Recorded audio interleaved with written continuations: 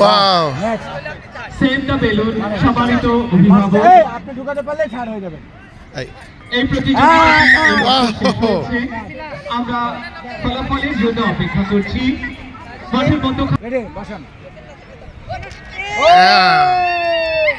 উনি কি হলেন?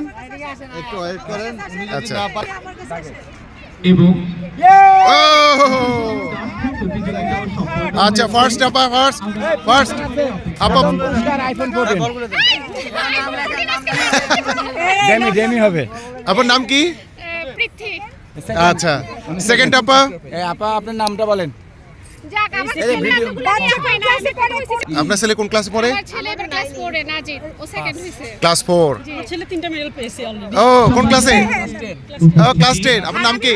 কাজী জাকিয়া হোক। জাকি আপা। আর আপা আপনার নাম কি? আমি একটা আচ্ছা, আপনি তো এর আগের বারও এই ইভেন্টে ফার্স্ট সেকেন্ড থার্ড হয়েছিলেন না? এরকম অভিনন্দন, অভিনন্দন, অভিনন্দন।